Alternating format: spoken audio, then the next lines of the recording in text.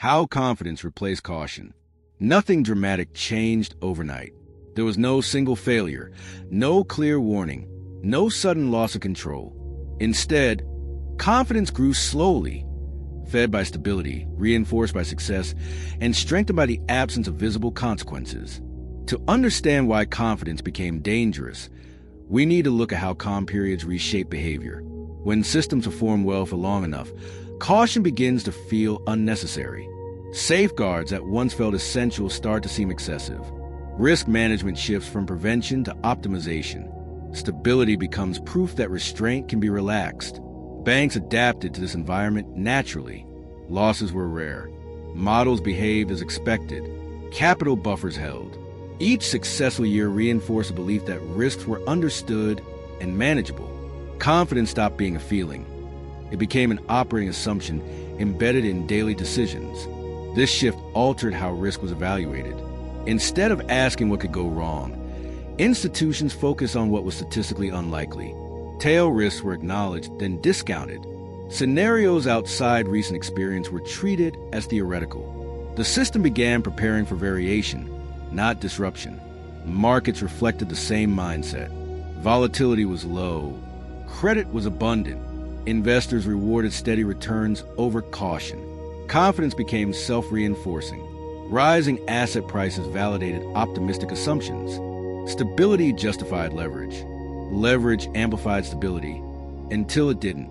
Regulators were not blind to these changes, but calm made urgency difficult to justify.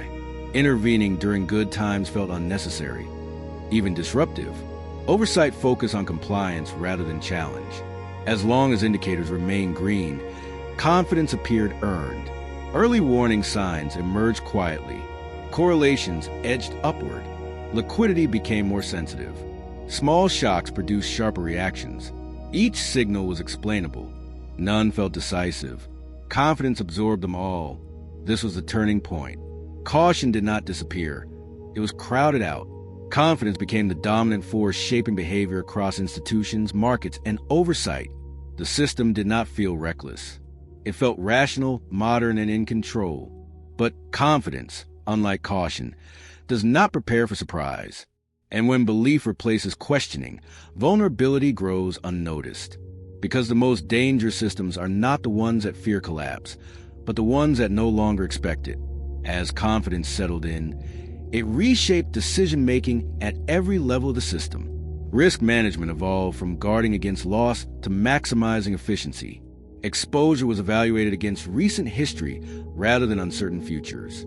If something had not gone wrong before, it was assumed to be unlikely to do so now.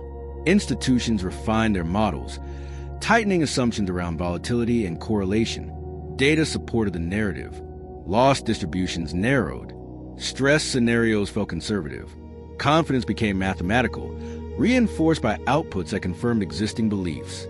Questioning the models felt unnecessary when the numbers aligned so neatly. This mindset changed incentives. Projects promising steady returns gained priority over those built for resilience. Redundancy was reduced. Liquidity buffers were optimized. Balance sheets became leaner, more responsive, and more sensitive to change. The system traded margin for momentum. Markets amplified the effect. Investors chased consistency, not caution. Assets that performed reliably attracted outsized demand. Yield compressed. Risk premiums shrank. Confidence became embedded in pricing, leaving little room for error. Stability was no longer a condition.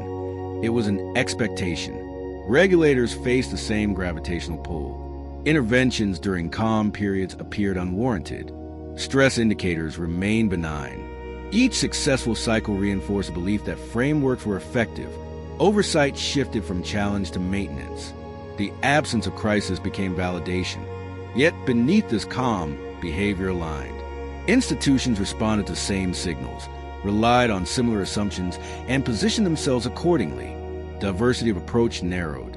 When everyone draws confidence from the same evidence, the system becomes synchronized. Early disruptions hinted at fragility. Minor shocks triggered sharper responses than expected. Liquidity hesitated in moments that once passed unnoticed. These events were treated as anomalies. proof of sensitivity rather than warning. Confidence absorbed them without adjustment. This was the deeper shift. Caution requires imagination. Confidence requires evidence. When evidence dominates, imagination fades. The system prepares for what it can measure and ignores what it cannot. The risk was not that confidence existed. It was that confidence replaced caution entirely, leaving the system exposed to the one thing it could not model: surprise. The conflict emerges when confidence is finally confronted by conditions it cannot explain. A disruption appears that falls outside recent experience. Models hesitate. Assumptions collide. The system reacts, but without the clarity it once relied on. Institutions feel the strain immediately. Risk limits are breached faster than expected. Liquidity behaves inconsistently. Hedging strategies fail to offset exposure the way they always have. Confidence, once an asset, becomes a liability because it delayed preparation for exactly this moment. Markets respond with uncertainty rather than panic. Prices move sharply, then stall. Volatility rises unevenly. Participants hesitate, unsure whether this is a temporary deviation or the start of something deeper. The absence of clear reference points amplifies doubt. Behavior that once felt rational now accelerates stress. Firms reduce exposure simultaneously. Investors seek the same exits. Liquidity thins not because capital is gone, but because willingness has shifted. The system becomes fragile through alignment, not weakness. Regulators face a narrowing window. Intervening too aggressively risks validating fear. Waiting risks allowing synchronized retreat to deepen. The tools available were built for known scenarios, not ambiguity. Confidence in frameworks begins to waver alongside confidence in markets. Public perception shifts quietly. There is no dramatic collapse, but trust erodes. If the system was so confident, why does it feel unprepared? The gap between expectation and experience becomes impossible to ignore. This is the moment confidence reveals its cost. It smoothed behavior during calm periods, but reduced adaptability when surprise arrived. Caution, once crowded out, is suddenly missed. The conflict is no longer about managing risk. It is about restoring the capacity to question assumptions under pressure. Because when confidence replaces caution, the system does not fail loudly. It hesitates at exactly the moment when decisiveness matters most. The reckoning arrives not through collapse, but through restraint. The system slows, reassesses, and begins to recognize the limits of confidence as a governing principle. Stability returns, but it is quieter, more tentative, and less certain than before. In the aftermath, institutions relearn an old lesson. Confidence is useful, but only when paired with doubt. Risk management broadens its scope, placing renewed emphasis on scenarios that cannot be easily modeled. Buffers are rebuilt. Redundancy regains value. The system accepts that efficiency alone cannot guarantee endurance. Regulators shift tone as well. Oversight becomes more inquisitive, less procedural. Instead of asking whether rules are followed, attention turns to how behavior aligns under stress. Calm periods are no longer treated as proof of safety, but as opportunities to question assumptions before they harden. Markets adjust unevenly. Some optimism returns. Some caution remains. Investors rediscover the importance of uncertainty in pricing. Assets once trusted implicitly are reevaluated for how they behave when confidence falters. Stability becomes conditional on adaptability rather than belief. For the public, trust rebuilds slowly, not through reassurance, but through transparency. The system feels less certain but more honest. Confidence is no longer absolute.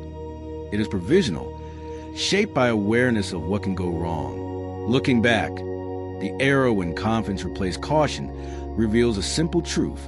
Confidence is easiest to earn during calm, and most dangerous when it goes unchallenged. Caution does not prevent progress. It preserves the ability to respond when progress falters. The future of stability depends on remembering this balance, on resisting the comfort of prolonged success, and on recognizing that the absence of fear is not the same as the presence of resilience. Because systems that question themselves endure longer than systems that trust themselves too much. Subscribe to join the journey. How